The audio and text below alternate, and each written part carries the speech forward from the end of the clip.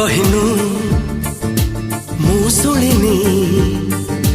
पवन कहूची बुली बुली आज भल तू पाउचु मते मिछ रे मिछ सब तो मिछ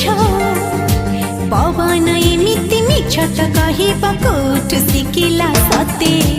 भल जदी